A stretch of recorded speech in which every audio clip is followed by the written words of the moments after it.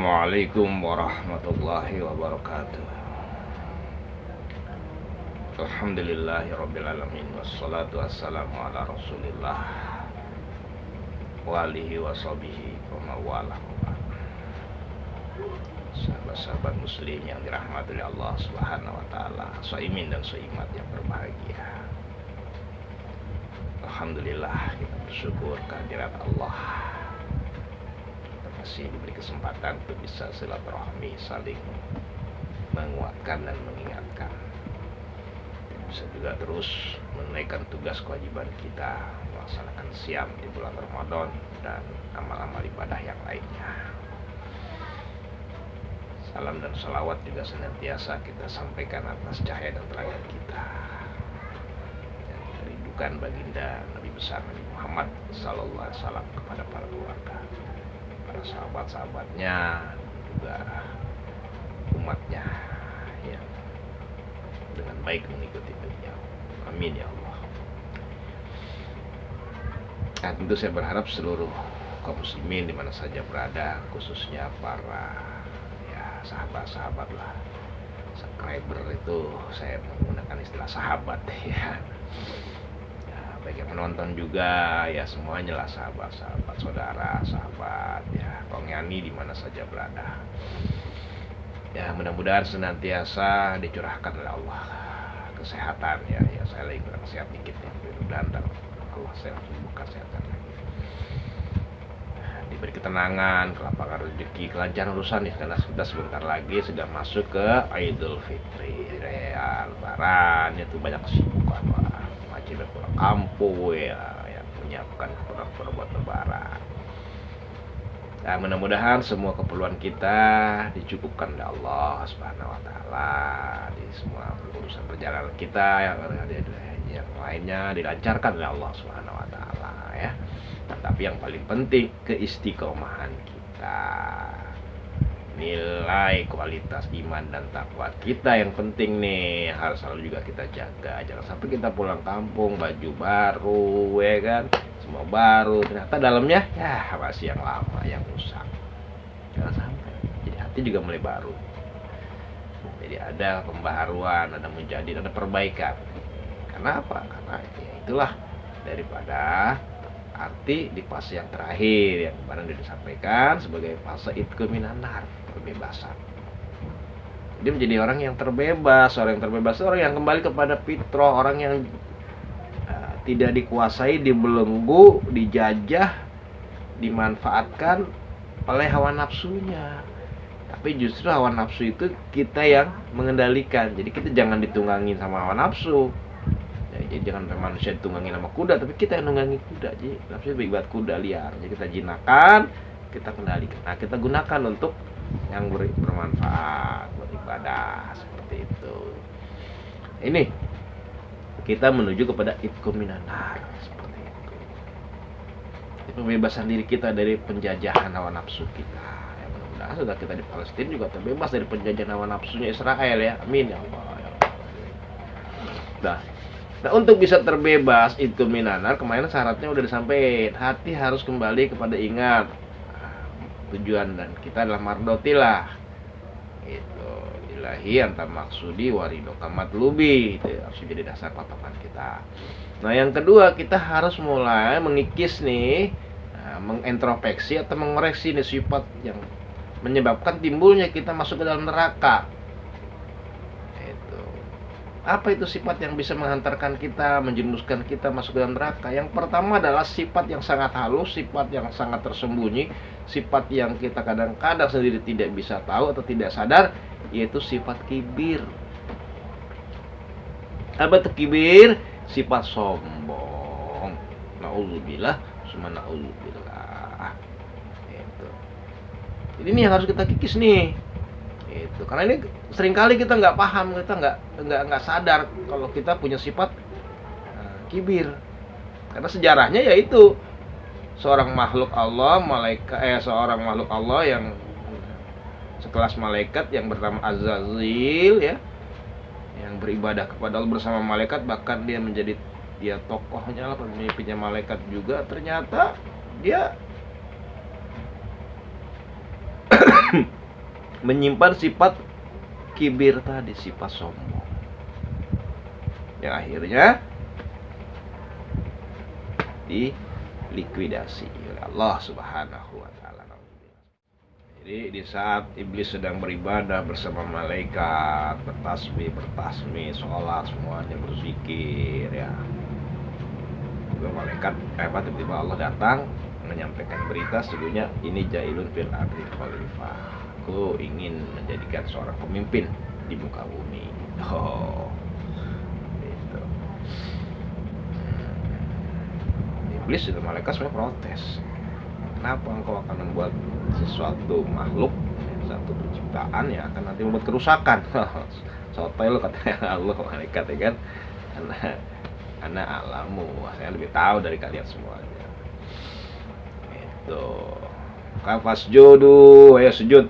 Allah kecuali ilah iblis. Ana wastakbaru. Dia kibir, kibir. Nah itu sombong. Gak boleh ada yang sombong kalau udah urusannya kepada Allah Subhanahu wa taala. Sifat sombong itu gak boleh dimiliki oleh makhluk, itu milik sang kholik gitu. Hanya, kenapa kamu gak mau sujud, iblis? Itu limaza tasjudu, kamu gak mau sujud. Ana khairum minhu, saya lebih baik dari dia. Ana mina nar wa minatin, saya lebih baik dari dia, saya dari api, dia dari. Wah, ini orang sombong tuh karena ini didangkal nih. Logikanya sangat cetek. Orang yang logikanya cetek cenderung akhirnya menurut sifat.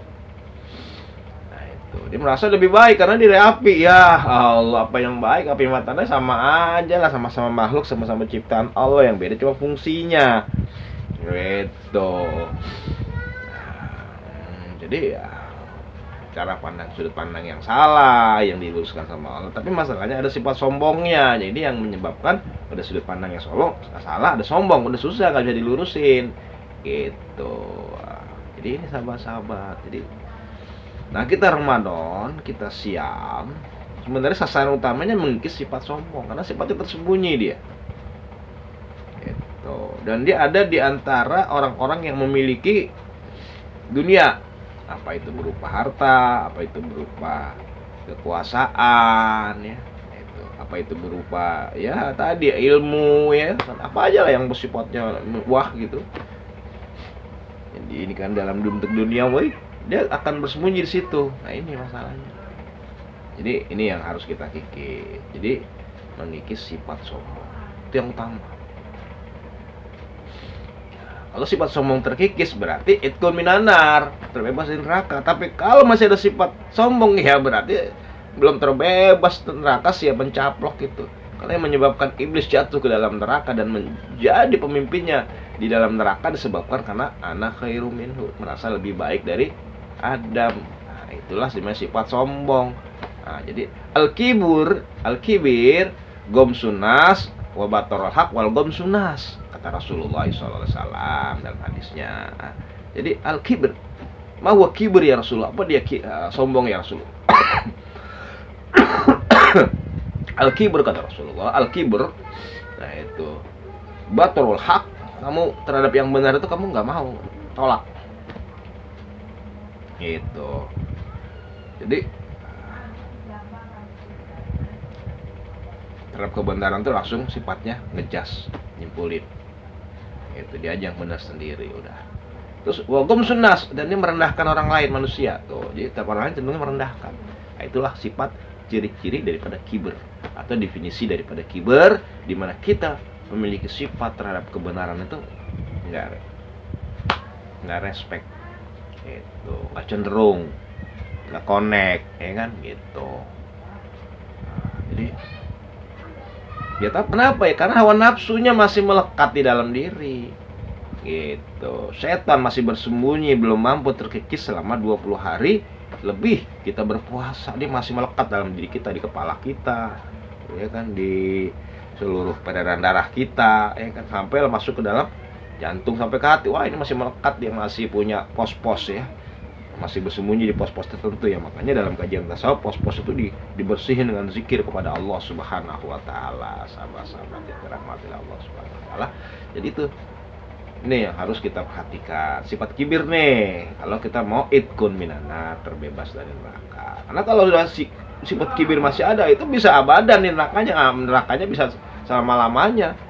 Itu sama seperti iblis. Kenapa abadan ya? Karena sifat kibirnya nggak berhasil.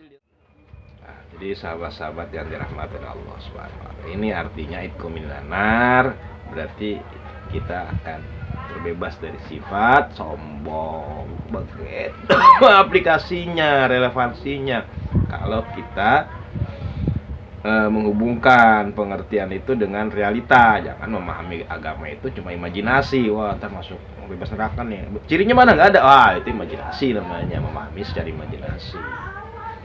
Itu. Karena tujuannya yang di agama itu semuanya kan imajinasi, sesuatu yang belum nyata gitu loh, masih dalam bentuk imajinasi. Itu goib, apalah istilahnya sama aja lah, nggak yang real. Tapi tetap yang imajinasi itu bisa memiliki sambungan benang putih. Itu benang halus, kabel halus yang menghubungkan antara kehidupan yang realita dengan kehidupan yang non realita. Nah, itu bisa kita rasakan getarannya itu. Sambungan itu getarannya halus. Itu. Nah, caranya ya puasa. Kalau puasanya benar, itu kita ngerasain. Oh iya. Apa cirinya? Tadi kita makin tawadu jadi orang, makin nggak sombong. Tawadu. Lawannya sombong adalah tawadu. Gitu. Ada Allah, merendah, jangan rasa wah gua kiai ini, wah gua hafal Quran nih, wah mana ini banyak. Dia pada Allah nggak tahu rahasia Allah SWT. Nah, jadi sahabat-sahabat itu yang pertama, sifat kibir ya, kita kikis tuh. Wah, ini agak susah puasa, ini nggak bisa, istighfar juga susah, kibir tuh tersembunyi sih susah. Tersembunyi jadi susah kita, nggak bisa. Kalau misalnya kita maunya nggak puasa, ketahuan dosanya nggak puasa, nggak sholat ketahuan puasanya nggak sholat. Nah, terus apa lagi, kita nggak zakat ketahuan dosanya nggak zakat. Kita berkata kotor, kalau kibir nggak ketahuan, dia orang ibadah rajin, masya Allah. Iblis kan lagi ibadah sama Allah bersama malaikat, mimpin dia, bayangin. Cuma susah kan, gimana puasa jalannya. Jadi puasanya ya itu tadi, minimal ya harus lebih dari 20 hari. Ya sekarang nih fase terakhir nih, itkun minanar nih. Di hari yang ke-21 sampai ke-30 inilah proses dimana membersihkan sifat-sifat yang bisa menjatuhkan kita ke dalam neraka jahanam. Yang pertama sifat-sifat dimana kita punya niat yang tidak karena Allah, itu kita kikis. Kita mantapkan niat kita bulatkan tekad. Yang kedua, kita mulai kikis sifat sombong kita. Nah, sambil kita bermuhasabah nih sama siapa aja nih yang kita merasa orang itu kita rendahkan, kita hina, atau kita abaikan, kita sepelekan, itu kita mulai fokus ke situ sambil istighfar kepada Allah Subhanahu wa taala. Itu yang kedua. Yang ketiga, ini yang pertama ridho, jadi ridho Allah, ikhlas. Yang kedua adalah sifat sombong. Yang ketiga adalah baru nih kita koreksi yang namanya tauhid. Kalau ini bisa dikoreksi, kalau tauhid ini kelihatan nih ya, kita maunya nih masih percaya sama patung, masih percaya sama apalagi pohon, apalagi masih percaya sama batu ya. Itu ya sama, orang juga ke Ka'bah bisa syirik, jangan kira nggak bisa syirik. Kalau dia percayanya itu ke Ka'bah bukan karena Allah, tapi karena sesuatu, ada karomahnya. Emang ada karomahnya, tapi bukan itu yang dituju. Nah, ini halus nih syiriknya nih. Syirik dalam syariat ini lebih sulit, lebih ketutup. Padahal sama-sama dia keyakinannya bergantung kepada sesuatu yang mengandung karomah. Gitu. Padahal yang berkaromah itu ya Allah Subhanahu wa taala, kan ada kata Al-Karim. Gitu. Jadi ini banyak kan orang pergi haji, bukannya pergi haji atau umroh cuma ya cari sesuatu yang sifatnya kekuatan karomah. Ini udah bergeser tauhidnya, nggak boleh. Karena kan kita lagi kajian tentang itkun minanar, jadi harus bersih tauhidnya benar-benar. Gitu. Kenapa? Karena Allah mengampuni semua dosa kecuali dosa syirik. Nah, ini. Jadi sekecil apapun syirik itu menyebabkan orang itu bisa tertahan masuk ke dalam surga. Artinya sama aja masih berada di tepi neraka. Nauzubillah, summa nauzubillah. Gitu. ini. Jadi banyak tuh kita menginterogasi tauhid kita. Ya bolehlah belajar tentang akidah. Makanya manfaatkan betul nih di Ramadan ini saat yang tepat untuk pembersihan tauhid kita dari syirik, ya kan, ya seperti itu. Syirik sama apa? Sama dalil. Saya bisa juga lah kita syirik sama dalil. Gimana sih maksudnya, Ustaz? Apa? Kong, syirik sama dalil? Iya, kita meyakini dalil banyak kita yang benar, dalil orang lain nggak benar. Syirik lah, anak khairum minhu. Itu, sama itu halus syiriknya itu. Kita cuma memahami dalil kita yang benar, dalil orang lain nggak benar. Ah ini, jangan salah. Itu. Akhirnya gara-gara baca bismillah lah, ya kan, timbul kan itu syirikan dalil kan sebenarnya. Syirik terhadap dalil. Jadi dia syiriknya mempersekutukan Allah kepada dalil. Soalnya itu dalil itu dari Allah, padahal tidak, dia sudah si dalil itu jadi berhala buat dia. Termana dia tega menyakiti saudaranya, ya kan, sampai gara-gara menyesatkan saudaranya, macam timbul sampai pertikaian. Itu kan kesyirikan. Nah, setan masuk, itu selesai perkara. Nah, ini nauzubillah min dzalik. Jadi halus syirik itu. Jadi syirik itu makan masuknya sekarang ya ke hal yang seperti itu. Kalau yang syiriknya masuknya ke musik dangdut, orang udah umum, dari gue udah tahu, dari zaman Nabi gue udah tahu. Nah, ini syirik yang halus nih, yang betul nih, kita harus teliti nih. Ulamanya harus teliti juga nih, mengkaji nih, ini syirik kan nih ya, harus teliti nih. Gitu, jangan soal syirik orang berhala, patung mau dijaga dah. Ya elah, orang-orang di mana, di hutan kali yang begitu. Orang zaman sekarang udah modern, HP nih. Nah, bisa jadi penyebab kita syirik sama HP. Oh, itu harus kita kaji tuh. Jadi segala sesuatu yang teknologi yang baru tuh harus kita timbang dari sisi ketauhidan gitu loh. Itu akan membuat kita jadi itkun minan nar, terbebas dari neraka jikalau kita terbebas dari yang namanya syirik. Dari syirik yang asgor sampai ke syirik yang akbar, dari syirik yang paling kecil sampai ke syirik yang paling besar. Yang paling besar kita udah paham deh umumnya orang Islam mah. Yang asgor ini nih yang kadang-kadang seperti apa? Ria itu adalah syirkul asgor. Masuk ke ria tuh, maka tadi sebelumnya kan ria itu karena Allah itu.